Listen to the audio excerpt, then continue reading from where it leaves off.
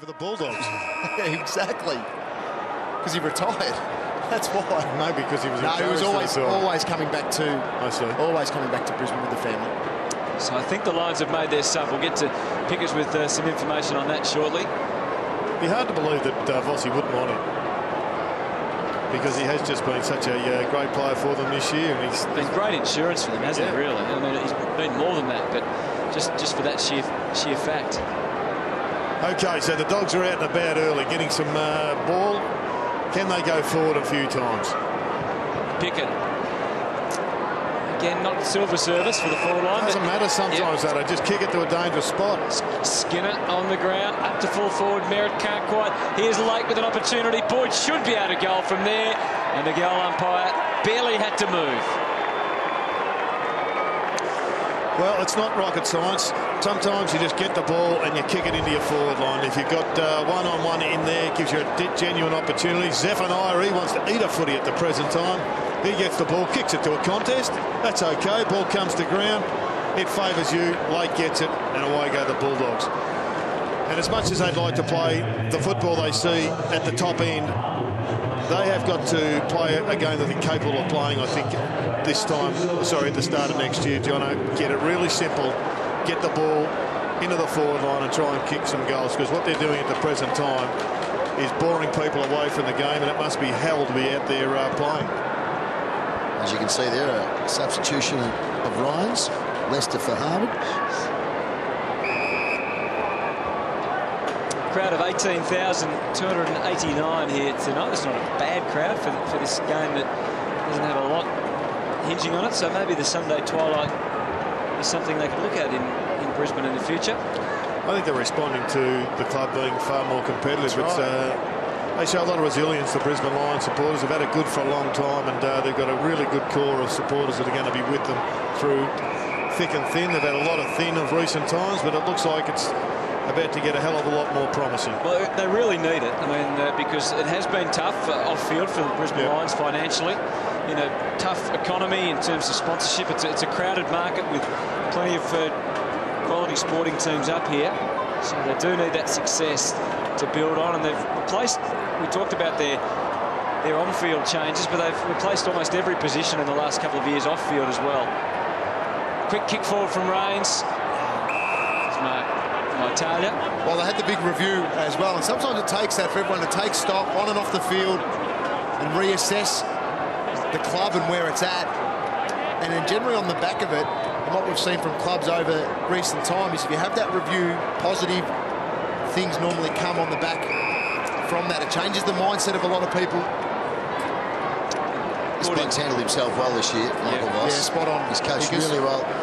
For most of the year, they had a little flat spot there for about a month, 6 weeks in the middle of the year, but I reckon he's been terrific in the second half of this season, the coach.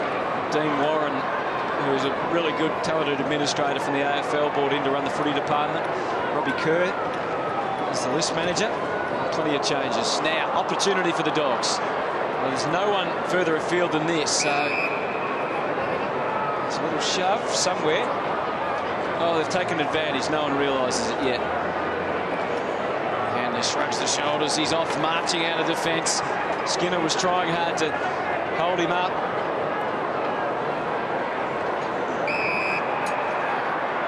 Another in the back court. I think Sean Higgins has played his best footy off half-back this year. Is that a move for the future? If they can afford to have him down there. But the trouble is that the midfield is a little bit skinny at this stage, and he gets pushed around a little bit, but you'd love to be able to see him settle in across half-back. As we said, no Gilby. Retirement of Gilby and Ryan Hargrove suggests that they're going to need some players to create off half-back. Who wins the best and fairest for the Brisbane Lions, boys? Is Joel Patfull a chance? I think Rockcliffe and Redden will possibly fight it out. Daniel Rich has had will be in there. A very good year. I'll tell you, Zorko will poll very, very well. Of course he will. He didn't play every game, only 15, so that usually counts you out in a... Pierce Hanley would have to get some votes. Yeah. Pierce Hanley would definitely have to. I'm a little bit with you, Jared. I've got a feeling it might be one of the defenders, like Joel Patfull. He's had a really consistent year. He's underrated, Patfull, but speaking to people up here in Brisbane, I think he has been absolutely superb for the majority of the year. And there's Under Buchanan. Just for one last time, maybe a broken nose, or at least a bloodied nose. Sounds like you know something, Jared, about their best and fairest. No, not at all. But don't tell me you're on that panel as well. it's a common question. Between you and KB, you're on every panel in Australia. It's a common question when you go around Australia. You ask who's playing well for your season, and Patfull's name comes up a couple of times. And who wins the Bulldogs best and fairest, Johnny?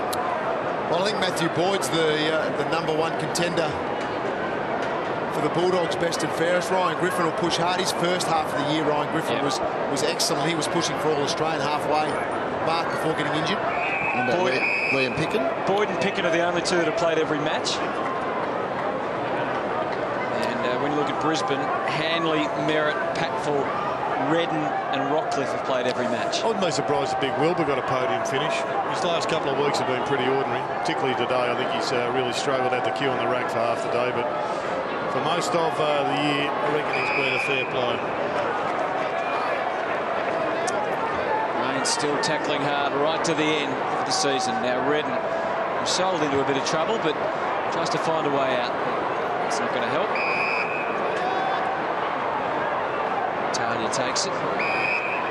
Easton Wood venturing forward. A little hesitant initially, but Skinner lays a good tackle.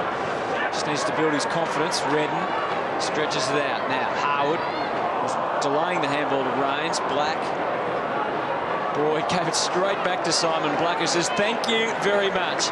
And they're off and running. Rockcliffe delayed his kick as well. How much time?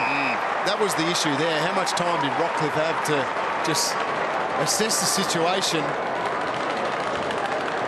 and then just made the kick very easy for himself? And Jonathan Brown again is on the end with some good use going forward from the Brisbane Lions.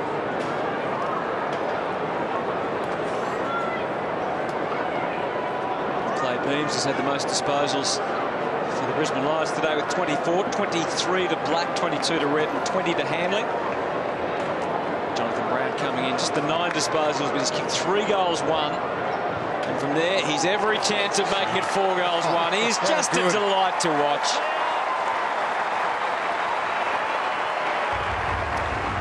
How good is that? Sweeping applause around the ground. They've been as it should be. Privileged to see one of the all-time greats. You turn up and see this bloke play. He rarely lets you down. And he's been doing it for a long, long time now, 30 years of age. Have a look at his work rate, the big fellow. There he goes. Down. Hits the deck, up, down. And look at the player who's chasing him. He's not chasing. But see how the holes open up because there's movement from all the forwards for the Lions.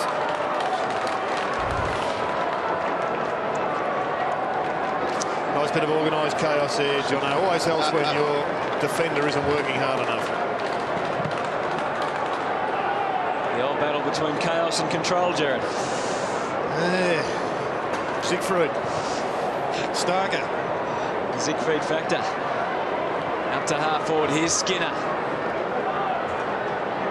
And now Picken. Doesn't too often get to shoot for goal. Got sharp, did he?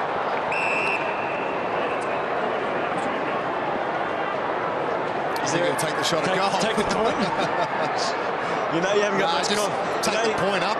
You know you haven't got much confidence if you take the point. You only do that on one occasion, and that is if the siren goes. Blighty should have taken the point that time. Should have done, yeah. He'll look to possibly pass this off short. The Bulldogs like to go short from this position on the ground. There's 14 minutes to go to the season. Have a shot. God's sake. And that's not a bad effort. Just stretches across. You think you would have had a shot, John? Guaranteed. Yes. Here's Pearce Handling with 20 disposals. Let's see if he does another little kick to himself here. No, he's driving it out to the halfback. Redden just able to duck out the back. It's a good kick, isn't it? He's a really good kick. What a great recruit. Redden giving the umpire a mouthful there for not paying the free kick. I think he had a prima facie case at least. He had a strong case, all right. Oh, Campbell. The umpire saying play on. So Redden's still going. Look at him. He's going back in for seconds. Letting the umpire know in uncertain terms that perhaps he should have put the whistle to the mouth. Here's Wallace. And Dixon almost. Patfull. Well, spending a bit more time down the Bulldogs' end of the ground this quarter. You see Dixon there. That's where he just needs to extend the arms in that situation, because the defenders under pressure will put a hand in the back or chop an arm. And John, I got a response from our stats guru saying that you do get. They do already. You do get a stat for a tap on. It's one of the 1%ers, I think, isn't it? A measure. Back to Hanley again. Let's see where he can deliver it. Goes wide to Hawksley. Fair to say the It's just something that's never spoken about, though. I had 15 kicks, 4 handballs, and 5 1%ers. 5 knock-ons. Jared, you love your smothers. I do like the smothers. They're pretty important in football. Underrated. Redden long to full forward. He's got it again. Tell you likes his smothers is Mark Williams. I saw him demonstrating them to players yesterday prior to the GWS game, and saw them execute it a number of times. And you're right, he will be doing it at Richmond, it seems, next year. He'll be demonstrating at Richmond as the head of their development.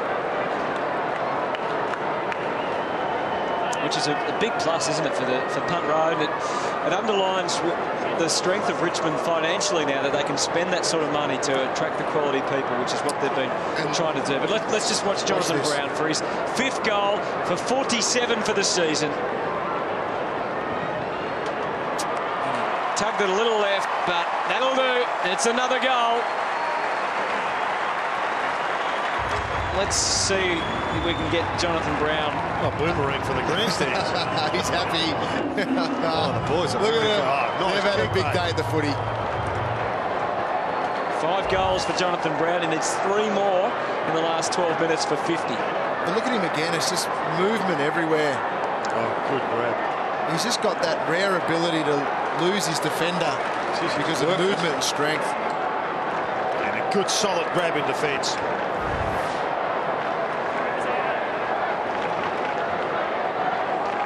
Contested possessions, as you said, that was the hallmark of the game that Brendan McCartney wants the Dogs to play, but they've been beaten well and truly in that area today. They're up into their 50. For long though, Polkinghorne spies Rains, but gives Griffin an equal opportunity to grab it, and it does bounce beautifully for the number 16 for the Dogs, who finds Addison still just a fraction too far out to score, and he knew it. Rich can't stop Chikura, who doesn't have the shot because Chikura's in his sights. Adam Cooney. Well, he is the big positive of the final couple of weeks for the Bulldogs. Adam Cooney is running and moving like you'd expect him to without a knee injury. That's it. And deep into the last quarter as well. 25 disposals for Adam Cooney today, and a goal will top off a good end of the season for the champion from the Bulldogs.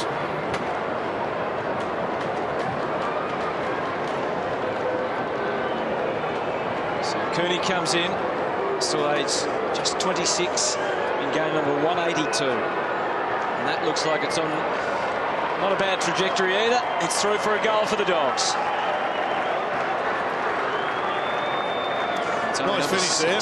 Sorry, Jared, only number 6 for the day. Yeah, well, the Bulldogs have just had a poor finish, poor year, full stop. They'll be absolutely rattled when they hear the siren, but you always look for some positives, and he has been one.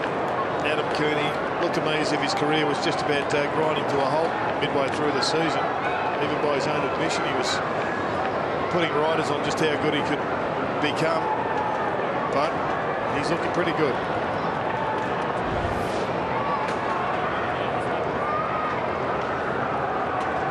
Margin back to 65. There's the marks inside 50. 11 to 5. They got 2 on that occasion in that passage of play, the Bulldogs. So before that, it was 11-3. Redden breaking out, and Buick was the target. Zorko still threatening down there. Should have been 12 marks then. Yeah, should have. Dropped a couple today. He has. Yeah, spot on pickers. 2 goals. Buick. And there you go. You can see Michael Voss talking about we should have had the hands out in front. Bounced off your chest.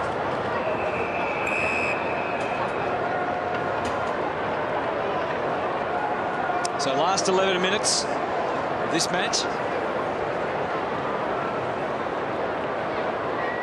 So we'll go in there trying to hold it up. wobbling away.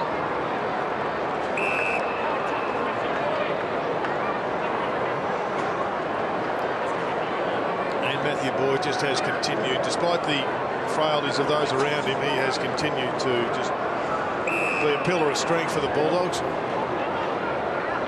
30 disposals for Boyd today. Mind you, 21 handballs, which puts enough pressure on without giving away the free kick. Look at this bloke running. Yeah, Green skipping through. Good chase from Higgins in the end.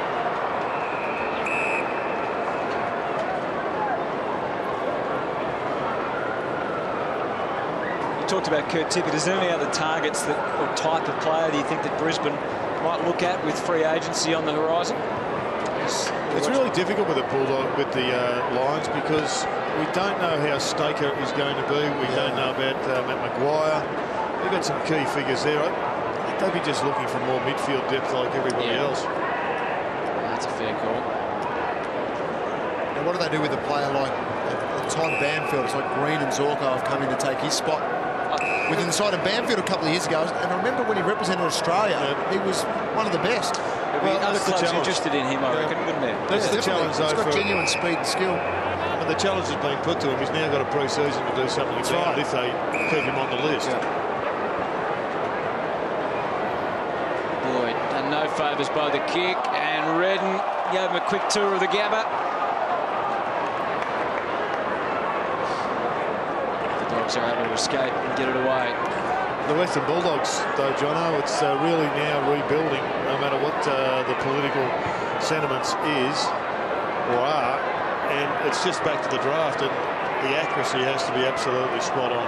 Yeah, got to get those picks right, don't they? Which is easy to say. Well, they're going to get picks 5 and 6 in the draft, so they'll have them in the actual national draft, Jono. You're talking about them potentially getting involved in that the 17-year-old window. Well, there are a couple of excellent 17-year-olds around as well, so if they did get involved, as Wallace kicks the goal, it would just add to their depth in the future, definitely. Well, they've got Libba to come back into the side. He's had his problems, we know that, but so do most people at his age.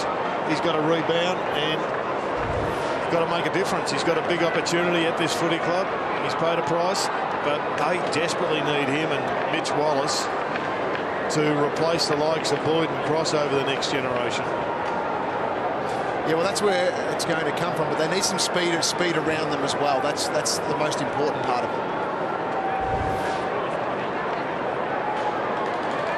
Bulldogs to me appear to have a big gulf between the 18, 19, 20-year-olds like your Mitch Wallace and the Bertoyas and these type, and your older players, you know, your Boyds and your Crosses and you know, these type of players that are sort of getting towards their 30s. They need to find some, in my view, I think they need to go out and try and find some, you know, 23, 24-year-olds that can actually bridge that gulf. Yeah, there's a few clubs in that situation because it's hard to find, but they are out there. But you've just got to make really clever choices. And you have to trade smart. That's the thing. The suggestion pickers is that the Dogs picks, the early picks, are already on the table for young Jack Martin, who's evidently an exceptional talent. Yeah, look, I haven't heard the exact player. There's another young kid called Jesse Hogan that's in that, and Phil Kelly's boy, Josh Kelly's another one who will be really looked at closely. So Jack Martin's an exceptional young Indigenous player from Western Australia, so it wouldn't surprise me if they were in that mini draft and we're looking at a player like him because he's a real talent. So with the assistance of a 50-metre penalty, William Picken gets another opportunity to put through a goal. We know he missed that last one. He's got that.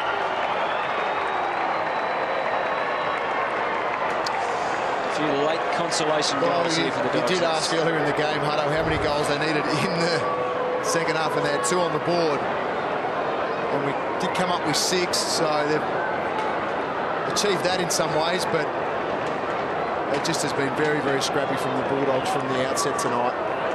I'm a big fan of this bloke, though. Talk about setting a standard and getting the best out of yourself. I'm a big fan of Liam Picken.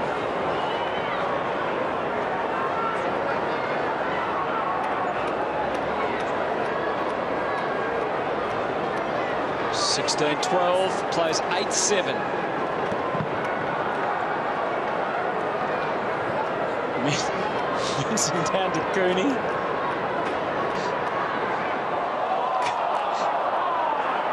Cooney gets it out to Smith. And Rich gets another 50 to help things on their way. Well, Jonathan Brown will start moving. Now, no, he won't. He's on the bench, so...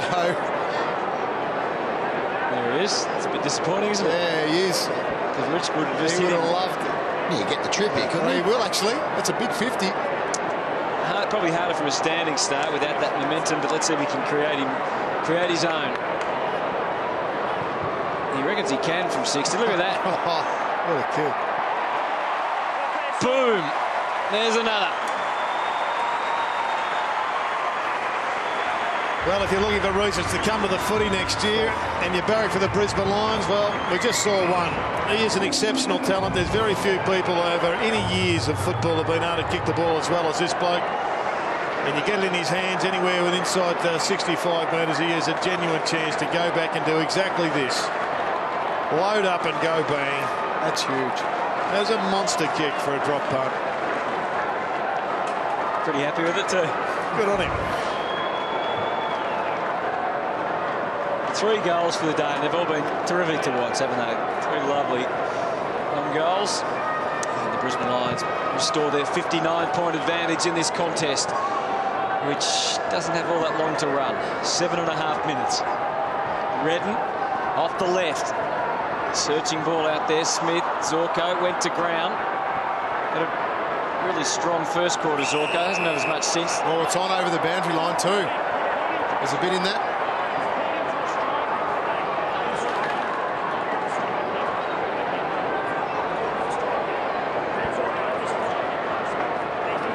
Zorko reported for striking Clay Smith.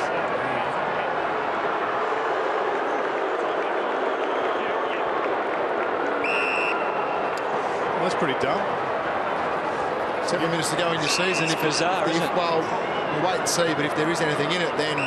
Get a late start the next week. Tell you what, I've never seen an emergency umpire move as quick as he did. He's getting the coat off. He's looking to try and take his pants off. He's getting ready for a pre-season Pickers. Geez, he was moving.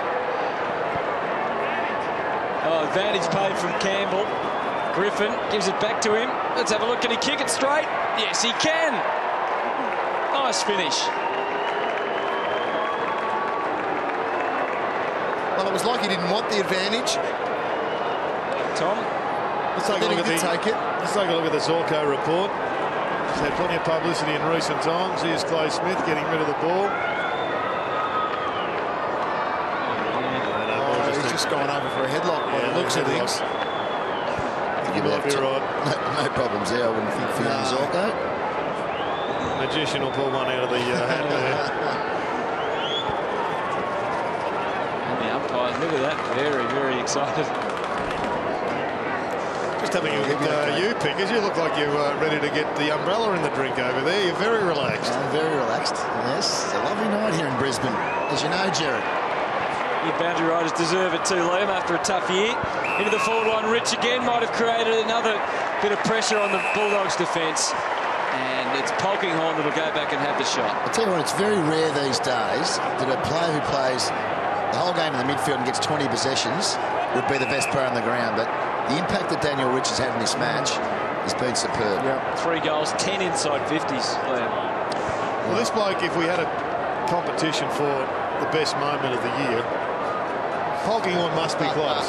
With that goal he kicked against the West Coast. He goes for a drop punt this time, which is a bit disappointing, but he's put it right through the middle. Well, that's just not good enough from Polkinghorne. We need something more than a drop punt from 30 out. You can't back up moment of the year with just a mundane little drop punt that goes through. I was actually watching some of that game, just the end of that game during the week, Jared, and it's like, and it was an amazing last couple of minutes. It really was. No one expected him to beat the West Coast that day. Well, there's been hundreds of highlights, but that one will stick with me for a long time. The other highlight from that day was the big Irishman, McKeever, running back to goal. Oh, yes, with to Jack stop, Darling. yes. And Jack Darling was almost, and I look at the replay again, I'm still not sure that it wasn't a goal. I think you're sure it was. Well, they didn't go for the TV.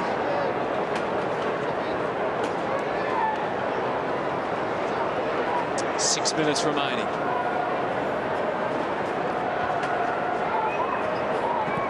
Margin 59 points. Wallace. There's a good grab from Yo. He's shown a bit too. Harwood. Now the spread's on. Zorko. A couple of touches here. See if he can hit a target into the 50. Black waiting down. It doesn't get to him. Oh, Lyle almost did enough. Buchanan through Black's hands. Again, another knock on. Rains to Zorko. And he can line him up. And doesn't quite collect. No, I think he was a little bit hungry there. Late in the season, Zorko should have just chipped that one over the top. And I think a few of his teammates will let him know. With the hands in the air. Griffin on the way out finds Roughhead. But he'll get away with it because there's no review normally after the last game. And fair enough, with a few minutes to go in the season, that's the time to do it. That's right. Now Jared Grant makes his move. Jared Grant going to make it, do you think, John? I mean, will they have a discussion about whether it's time to unleash into another club, put him up for trade? Oh, look, they'll certainly talk about Jared Grant, I think, at the end of the year. He's had a couple of years now to really take that mantle as the #1 forward at the Bulldogs and has battled along the way with that. So, look, if he gets another chance, then... When he was a top 10 draft pick, 5 or 7 from memory, surely he can play in another position. Maybe he can become the halfback playing rebound. He's got the body to be the tall defender.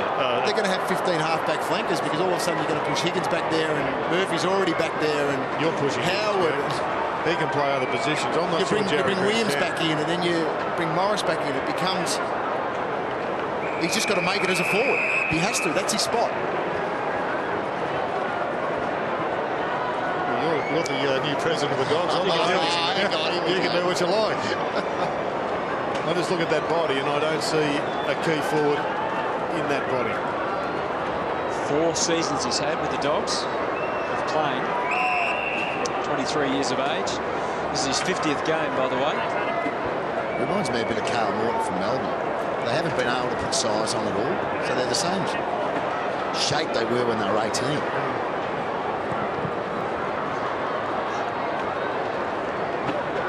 Zorko. Coming back. Hawksley. There's a bit of interference there.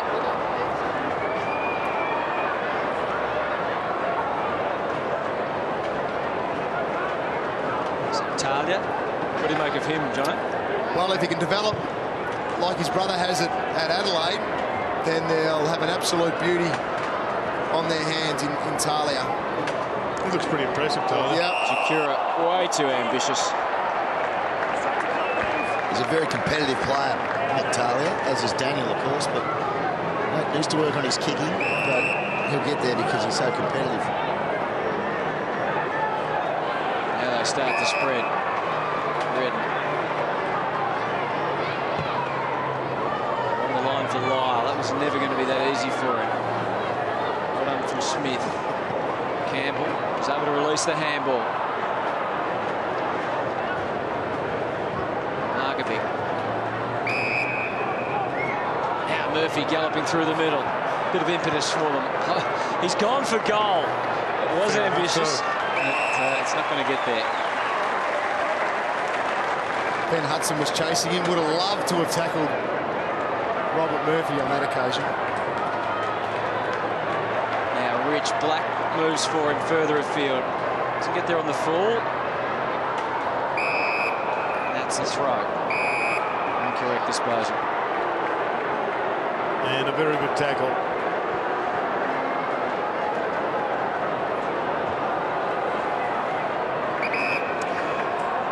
You'd be pleased with the 10 wins. We'll be very happy with that. We forgot to ask you, but the suggestion in the local press was that there's a Small bonus for Vossi if he got the 10 wins on Father's Day. Yeah, I think it was reward for him. The conditions in the contract were not about him getting a second year, depending on the wins. It was about him getting more remuneration if they achieve certain KPIs. This is the modern term.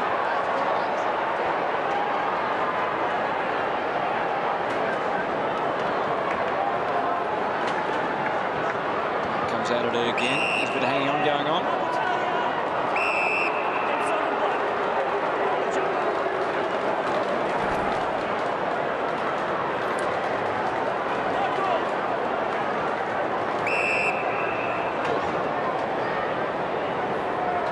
Loves a scrap. A little bit willing late in the piece.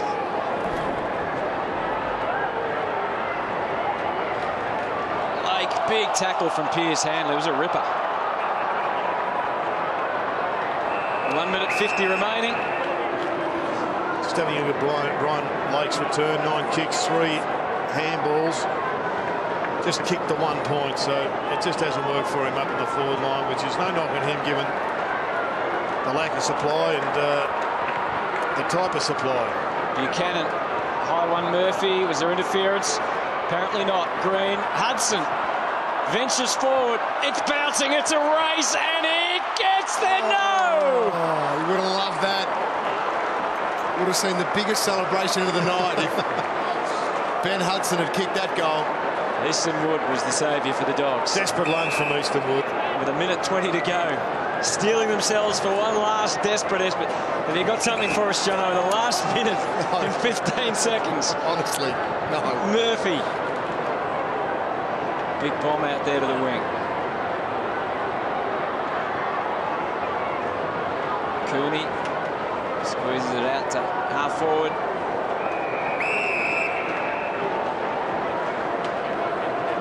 Down to the last minute of the season. It's been a bit of a countdown, we have to be honest, in this last quarter. Campbell, here's Rich. And now they can go again. Rains has a little glance inside. And he didn't look too closely because he gave Simon Black no chance.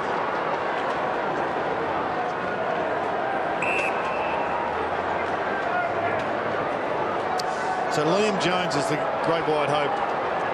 Jono, a lot of people have already ticked him as can't get there, but he just shows so much that he could, in the space of 12 months, 2 years, elevate himself to be a potent full forward. And that is exactly what needs to happen. It'll straighten this group up. It'll give them someone to go long to. Well, Ace Cordy's another one who can play in those positions. I mean, there's a lot of things that can happen in 12 months, but they've just got to get better ball movement. Well, the footy director at the club is Chris Grant, the best centre forward the club has had. So I don't think he's going to help. Well, he'll help Liam. Yeah, no, I don't mean on the ground. No, he's going to help on the ground. No, that's what I mean. He'll help Liam. And we're going to get one more. One last one. Even better than all the others from Daniel Rich at the 11th hour.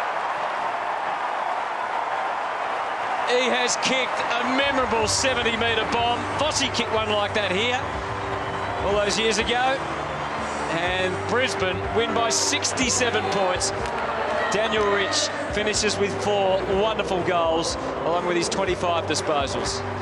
Well, he was the highlight package wrapped into one person today, along with Jonathan Brown, who also kicked a bag full of goals. But Daniel Rich with 4 goals from 18 kicks and 7 handballs. He was one of the best on the ground, and no doubt when Liam Pickering gets himself up off his banana lounge, he's going to get out there and hopefully have a chat to the young fella.